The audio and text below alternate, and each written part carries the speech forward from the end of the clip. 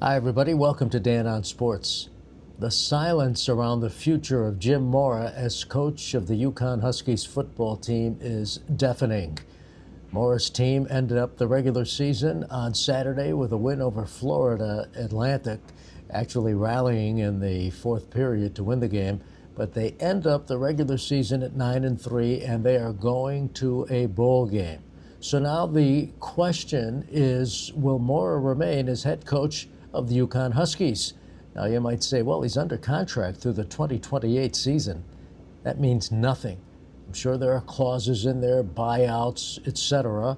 I'm also sure that UConn's athletic director, David Benedict, has been talking to Mora about his future, perhaps tearing up the contract and negotiating a new one. You know, you're saying, well, Dan, how do you know? You say you're sure. Well, come on. He's got to be. I would be surprised if he's not.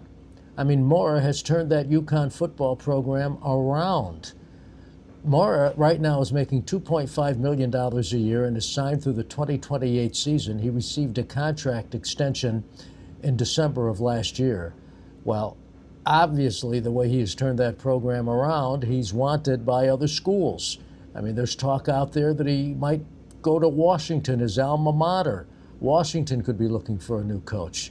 John Canzano, who's a sports talk host in Oregon, he's got a program statewide in Oregon, says that Mora is among the coaches under consideration for the Oregon State job.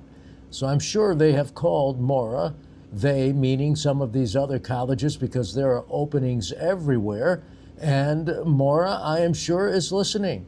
How could he not? I mean, there are a lot of attractive places where you can coach.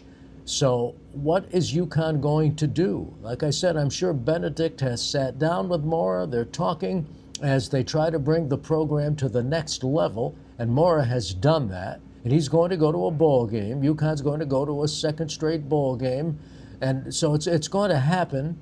But beyond that, it might be third straight bowl game. I've lost track. I know they were in the Fenway Bowl last year and won. They beat North Carolina. But aside from that, the bottom line is he has turned the program around. I think they went to South Carolina the year before Fenway. He's turned the program around.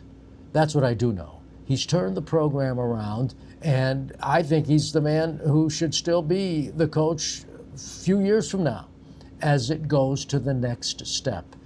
So what's going to happen? I don't know. But as I said, the silence has been deafening as far as Mora's future is concerned. I know he's under contract through 2028. Heck, there might be some NFL teams interested in Mora. He has been a head coach in the NFL with the Falcons and the Seahawks. But he really has brought an NFL mentality to UConn to turn that program around. And don't think these other schools aren't taking notice. That said, I'm sure that UConn AD David Benedict also has a list of potential successors should Mora leave. Well, if that's the case, then I think UConn is going to have to bring in another high-profile coach to succeed Mora if it comes to that. You can't be coming up with some assistant. You can't be coming up with some unknown. So the UConn football program could very well be at a crossroads as Mora, because he's turned the program around, has certainly drawn interest from other schools. Could be an interesting couple of weeks coming up. That's going to do it for Dan on Sports. Thanks for watching. Thanks for listening. See you later.